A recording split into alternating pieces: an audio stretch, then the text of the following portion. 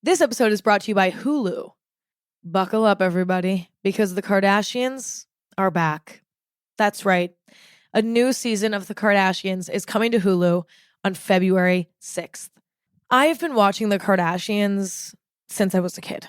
Okay, I grew up with this family. Okay, I always want to know what they're doing. And in this new season, Kim is juggling multiple businesses and her blooming acting career.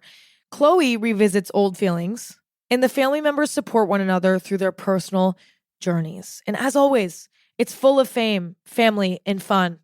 You won't want to miss it. The new season of The Kardashians is streaming February 6th on Hulu.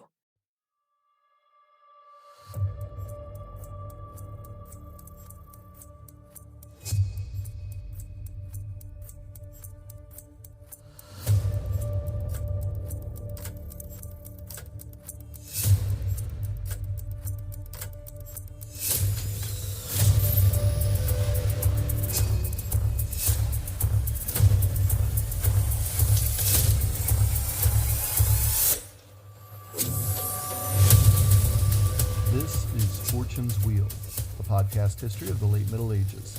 And I'm your host, Jonathan. So, William's gone.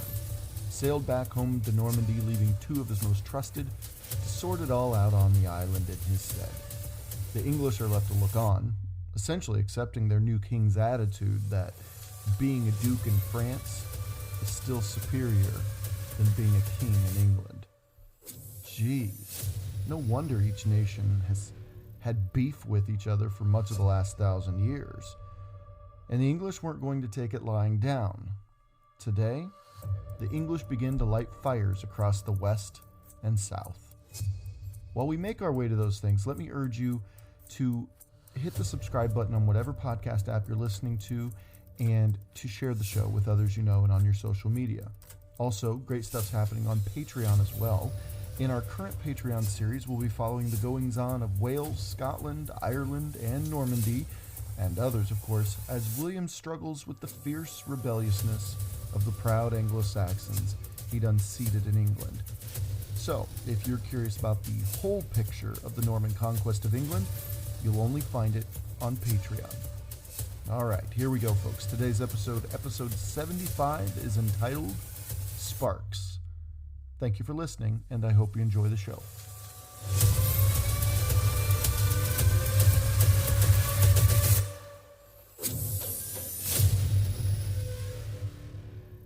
As King William I of England returned to his duchy in France and his title there as Duke William II of Normandy, still haven't quite wrapped my head around that one yet.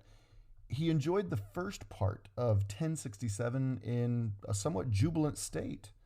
He was home with his people, with his treasures, his his honored guests, and his beloved wife, his duchess, his new queen, the beautiful, indomitable Matilda of Flanders.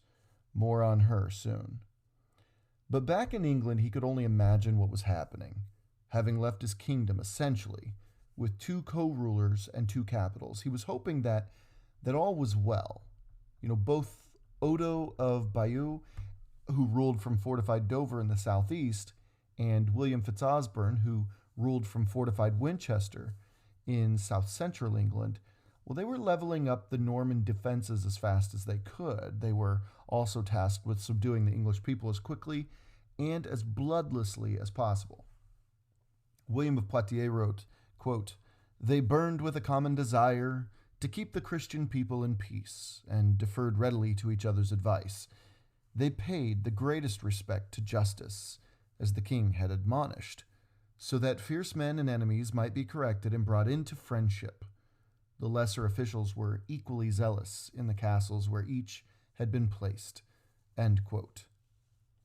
So Orderic Vitalis' response when he came across this particular passage of Poitiers, as he wrote many decades later, let's see what Orderic Vitalis had to say. He says, quote, "Meanwhile, the English were groaning under the Norman yoke and suffering oppressions from the proud lords who ignored the king's injunctions. The petty lords who were guarding the castles oppressed all the native inhabitants of high and low degree, and heaped shameful burdens on them. End quote. Interesting take. And as for King William's co-regents, Orderic held them in equal esteem. Quote, for Bishop Odo and William Fitzosborne, the king's vice-regents, were so swollen with pride that they would not deign to hear the reasonable plea of the English or give them impartial judgment. End quote. As Mark Morris writes, after giving these two accounts of the same events, Morris writes, quote, clearly not much common ground. The only point on which Poitiers and Orderic seem to agree is that the newcomers were based in castles. End quote. Now, beyond the plight of the English, these two men, Odo and William Fitzosborne, were no doubt busy ordering new Motte and Bailey fortifications built in a number of new places, such as Canterbury, Wallingford, and Berkhamsted, while reinforcing already existing structures and walls. Now, to be clear, again, a Motte and Bailey was the precursor to the castle we all know. In Morris's words, a Motte and Bailey was, quote-unquote, a giant mound of earth to support a wooden tower, paired with a shallower but more extensive enclosure to house and protect the castle's other buildings. See, the Motte and Bailey was a quick, and in the grand scheme of things, I mean lightning quick, defensive structure that could be erected within days, given the manpower. As the Normans pushed beyond their mainland borders into other areas of hostile France, we see them perfect this kind of warfare and defense time and time again. William was a huge fan of these structures, therefore it was pretty much an inevitability that, England would see these at the very beginning of the conquest. As we know, garrisons were left wherever William went, and you can be sure that he'd ordered the construction of Motte and Baileys as he went as well. We still have proof of them at places like Pevensey and Dover and London. It would be from the sheer number of Motte and Baileys built by the Normans that much of the resistance in England would be put down. No longer was England full of armies amassing in open camps. No, now armies could safely sleep safely and snugly behind makeshift walls. Orderic Vitalis wrote, quote, the fortifications that the Normans called castles were scarcely known in the English provinces, and so the English, in spite of their courage and love of fighting, could put up only a weak resistance to their enemies. End quote. So between the castles and castle-like structures of the Motte and Baileys, led by William's two henchmen, because, hey, let's call a spade for a spade, things were nothing like Poitiers was making them out to be. The Anglo-Saxon chronicles at the same time stated, quote, Bishop Odo and Earl William were left behind here, and they built castles far and wide throughout the land, oppressing the unhappy people, and things went ever from bad to worse. When God wills, may the end be good. End quote. I mean, you can't help but feel for the English here, especially when their own chroniclers were moaning and grumbling about the conditions around the kingdom. So what were the English to do when faced with such an oppressive force? Well, Mark Morris writes, quote, small wonder then that the English, as Orderic puts it, now he's quoting Orderic Vitalis, quote, plotted ceaselessly to find some way of shaking off a yoke that was so intolerable and unaccustomed. End quote for Orderic, by the way. So back to Morris. During the year 1067, we hear of several local risings by the English against their new castle-building overlords. In Herefordshire, one of the most powerful English thanes, the aptly named Edric the Wild, fought back with some success against the new Norman garrisons installed in those original pre-conquest castles. End quote. Now, if you remember, these were most likely the fortifications built by Earl Harold Godwinson way back during his battles against the Welsh. Now, speaking of the Welsh, though the powerful King Griffith ap Llewellyn was long dead at this point, since then, Wales had split back up into various regions. but too quickly emerged from the relative chaos, led by King Blethyn and King Rhuwallon. Having caused heavy casualties against his Norman enemies, Edric the Wild was still suffering from the constant Norman invasions into his lands, resulting in a great amount of destruction there. So Edric contacted two Welsh kings, these two that rose to the top in Wales, and they decided that the Norman problem, you could say, the Norman problem was one that neither side could ignore. So they joined forces. And the Welsh returned to England. Now, we flesh out the details of this chapter on an upcoming Patreon episode that supports the series that supports the season of this podcast. So I urge you to head over there. It's my shameless plug here, and become a supporting listener to hear that story with Edric the Wild and King Blethyn and King Rhuwallon, and what happens there in the west of England. It's fascinating stuff, and to be sure.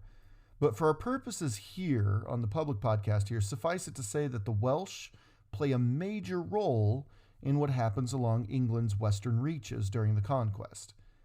And as, let's just say it, as they've made crystal clear throughout their history, the Welsh, they simply cannot be ignored in England's story, period. To shift our gears here, though we remain in the west and southwest areas of what was formerly, just a year earlier, referred to as the Earldom of Wessex, we have to take the time to figure out what happened to the House of Godwin for a moment. And on episodes like this one, they're interesting because as I'm composing episodes like this, I'm afraid to jump around too much. But maybe it's going to serve a good purpose, because as I'm researching and as I'm writing, I'm sometimes finding myself saying, whoa, hang on. I was just over here and now I'm over here, trying to get things in the order that they go in. Well, if I'm confused, how did the English feel, 1,000 years ago when this was happening, or 950 or so years ago when this was happening? I'm sure that if our episodes are having to jump around like this, well, you can only imagine that, boots on the ground there as it's happening. There was an equal sense, if not far, far worse sense of confusion and dread and, frustration and everything. So, that's just the nature of, I think that I'm learning. That's just the nature of the Norman conquest itself. It is confusing insofar as there are so many pieces that everyone is reacting at this point. Okay, so if you're confused, I apologize for that, but that's it seems like it's just the time, that it was. So jumping back into it, we're going to try to figure out again where the House of Godwin is, and this is going to kind of set things up a little bit going forward.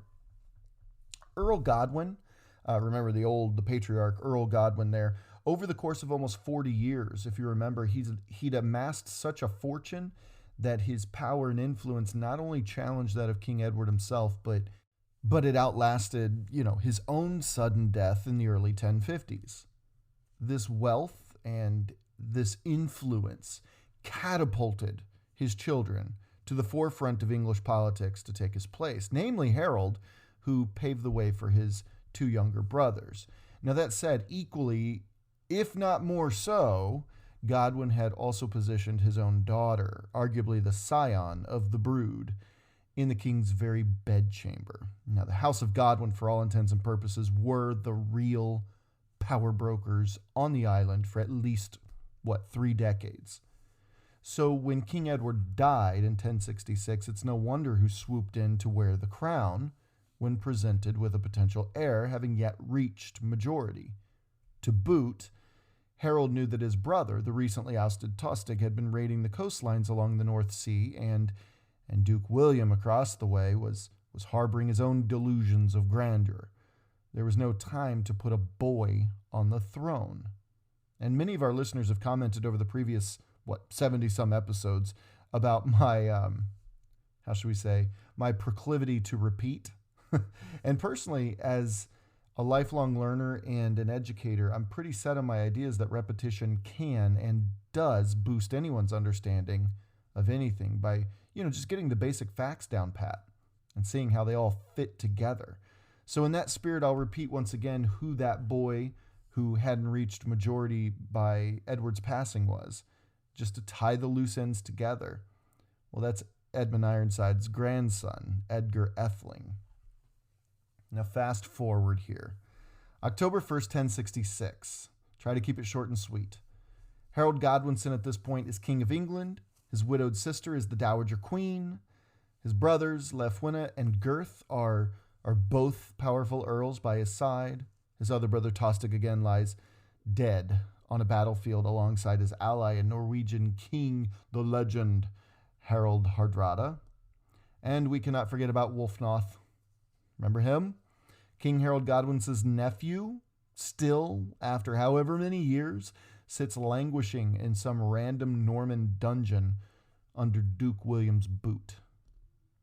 So before the month is out, though, before the month of October is out, England will have no king, as Harold Godwinson's bones, some say, rotted on some hill near Hastings, alongside both Earls Leofwine and Gurth and thousands of Anglo-Saxon and Norman warriors. A foreign duke is pushing across southern England at this point on a tear toward Dover to set up a semi-permanent base of operations for a further invasion. The Dowager Queen found refuge in Winchester, and the rest of the House of Godwin seemed to have vanished, including the surviving wife of Earl Godwin himself and current matriarch of the powerful family, Githa. Now, essentially, if they weren't dead, they were on the run during this time. But keep heart, the records do shed light on some of the next couple years of the surviving Godwinson family, which we will unravel as our story progresses. But I didn't want us to forget that the House of Godwin is still out there at this point. Now, I warned you all that much of the conquest seems like a circus, I suppose we could say. Circus insofar that, over here we have jugglers and clowns and elephants and acrobats and, they're all just scattered about. And what used to be insensitively called freak shows, they're off in the corner. And, all this is happening. And they're all simultaneously, it seems, vying for our attentions over the next, say, decade, right? All these things. They want to be the most important thing happening, at any given moment. But they're also intensely focused on what they're doing. Each act has a mission, a goal. And when seen individually, it holds one attention quite effectively. However, when one steps back and sees the show in its entirety, its fullest manifestation, you'll see that the circus is an incredible fireworks display, you could say, of differing events that comprise, at the end of the day, one single event that we call the Norman Conquest of England. It's something to be experienced, so to speak, as a whole. So, to me, the Norman Conquest of England seemed quite similar to this. Unlike the Danish conquest of England decades earlier, where there were essentially, two major forces tracking and shadowing and occasionally engaging each other until one moment, tipped the balances to one side. In the wake of Hastings, England was a circus with no ringleader to coordinate and connect all those various uprisings around the island into one single event. England was only loosely, by name, England, I suppose you could say. I mean, the kingdom of the Angles and Saxons was certainly still in existence, but history has debated and debated over it. And the consensus has really resulted in England post-Hastings was leaderless. In fact, despite the vote of Edgar Atheling, it still remained kingless for a time, especially when Edgar Atheling surrendered his own crown, quite literally surrendered his crown in person to the invader, Duke William. England was in absolute disarray between October 1066 and, for a while, but we'll say January 1067 here. And when word came that Duke William finally, officially, was crowned King of England, well, I think it's naive to say that mixed into a huge amount of dread already in the hearts and minds of the English everywhere, there was probably a little relief too. Maybe now they could just, get back to tending their fields, get back to making money, to care for their families, get back to just paying their taxes to keep their lords off their backs and off their front lawns, so to speak. So what does William do? Does he stick around to see that his new kingdom, one of the richest and most fertile lands in all of Europe, mind you, one that had been coveted by so many nations around, the centuries that surrounded this event? Does he stick around and see that it finds itself on stable grounds politically, economically, and even spiritually? Does he make sure that he builds trust within this new nobility of Anglo-Saxon liegemen? Does he allow a cooperative restructuring to fit his needs without stomping to dust any remnants of the previous structure, a structure that was pretty stable, for quite some time? That was a good solid 20 years of stability under Edward. A couple blips on the radar, of course, but overall, of course not. As we know, William hightailed it with English clergy and nobility back home to Normandy and put 2 thugs in charge there. So, to disastrous effect, I think it's worth highlighting. Now, it wasn't just the absence of William or the dismal public relations exhibited by Bishop Odo and William Fitzosborne that made it such a terrible time. Sure, at the beginning, they get the vast amount of the credit, but it seems that when the smoke settled and England had a new king, and to that point, only 2 of William's loyalists were rewarded with something resembling the spoils of war, benefits of a job well done, well, there was an old friend of the podcast, though certainly no friend of the English, that made his presence and the presence of his exceptional mouth valance known. That's right, Count Eustache of Boulogne decided that any lands or treasure he did receive was crumbs compared to the double-decker wedding cake he'd earned at Hastings. There's a lot at play here, and no easy way to unfold it. I warned you that earlier, but I'll try again to give some bullet points as to what's happening here. So, a little context. It's 1051, and Eustace was being hosted by King Edward of England, an old acquaintance and one-time brother-in-law. There in London, it's thought they cooked up a plan to bait the overreaching Earl Godwin into an all-out rift with the crown, hopefully to unseat that House of Godwin that had become so powerful. We spoke in more detail on the podcast about this, but this was when Count Eustace and his men, led by Eustace's glorious mustache, waving in the breeze of the galloping steed below him, that Eustace picked a fight with the people of Dover and retreated back to London, to Edward, tails between their legs. Well, this, of course, sparked a major conflict with Godwin. So there's one piece of that puzzle that we've already talked about, the puzzle here in 1067. Now, the other is another role this little scoundrel Count Eustace played into just a couple years after his front stage part, and nearly ripping England to pieces. See, when Duke William was jumping in and out of his relationships with surrounding dukes and counts in France, and this includes the King of France himself, mind you, there was one point when he faced down Geoffrey the Hammer Martel, which, I'm sorry, doesn't that sound like an old 1980s wrestler's name? Anyway, Geoffrey Martel of Anjou, who had teamed up with the French king to put an end to this upstart bastard Norman Duke. Remember all that? Well, see, Martel and the king's forces went out and bought some extra muscle, and some of this extra muscle came from Boulogne, led by their count, a man with the world-class soup strainer. That's right, Eustace. After nearly causing an English civil war, he took part in a failed attempt to take down the incredibly powerful young Norman Duke, that is William, of course. I've mentioned before here on the podcast how strange this idea of mercenaries are to our modern sense of military structures, whereas today some level of nationalism and patriotism plays deeply into the makeup of a nation's military force. Back then, you could just pay for some muscle and people just accepted it as such. And that's what we should do when studying these times too. Just accept the fact that Eustace was on the wrong side of history in England, and then again on the wrong side of history against Duke William, only to turn around about 15 or so years later and fight with Duke William against the English.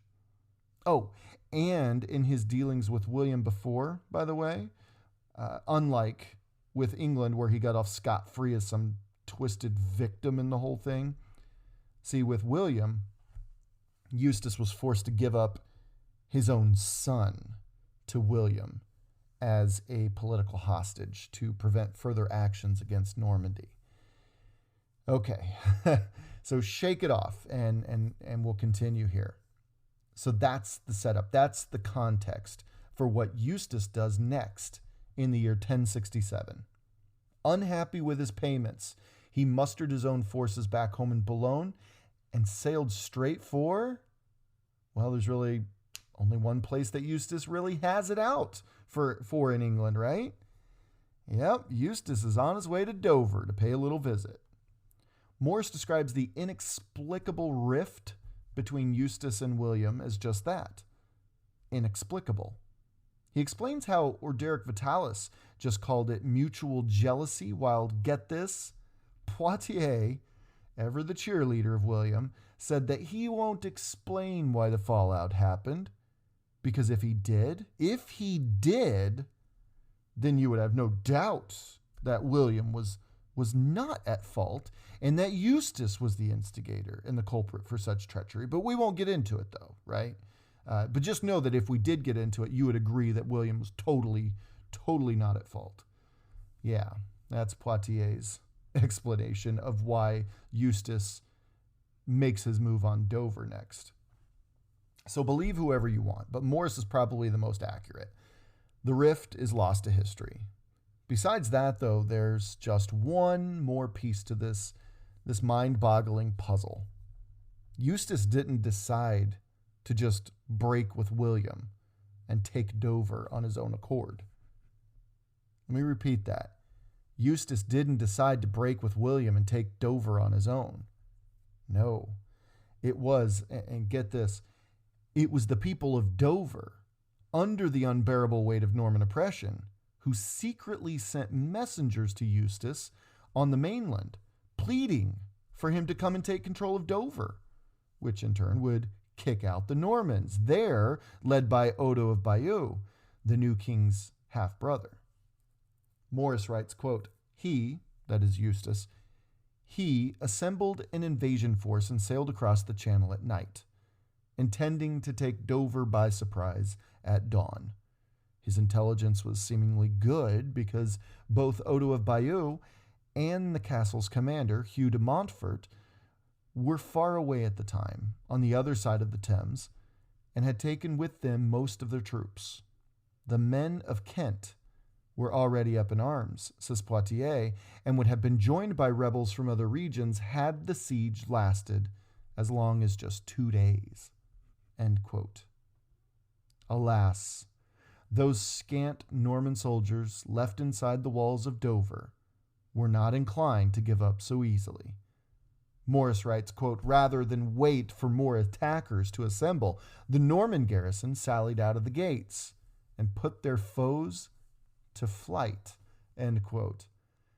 Eustace was able to escape aboard a ship and sail home, but Morris says that many of his men were chased down and forced to plunge to their deaths from the edges of the famously towering sheer cliffs nearby. He says, quote, their plan of replacing one foreign lord with another having come to nothing, end quote.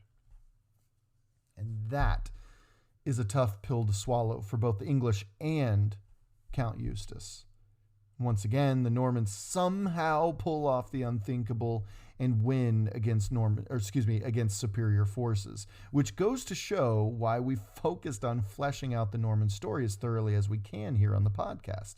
I think an argument could certainly be made that the entire 11th century, from the very first year of it to the very last year of it, could be encompassed by the goings-on in Normandy and the Norman diaspora across Europe and eventually into the Holy Land throughout the entire century. We're not finished with this century yet, but it seems that from Iberia to England and from Italy to Jerusalem, the Normans, they effectively took the medieval wheel and piloted this part of history almost single-handedly. It's impressive, and in my opinion, it's worthy of our admiration, and if anything, our attention. If not admiration, our attention. But at the end of the day, for better or for worse, which, as you know, is a value judgment I try very hard to leave to you, the listener, we simply cannot deny the audacity, the greatness, and I don't mean great as in good or bad. I don't mean that. Just the extent, right? That's what I mean by the greatness. So we can't deny the audacity and the greatness and the ambition, the military dominance and the influence that Normans had on nearly everything to occur in Europe after they arrived and set up shop. It's an almost unthinkable proposition to imagine a 21st century world without the 1,000-year-long influence of these French-speaking former Vikings, whose major impetus in changing history stemmed from what?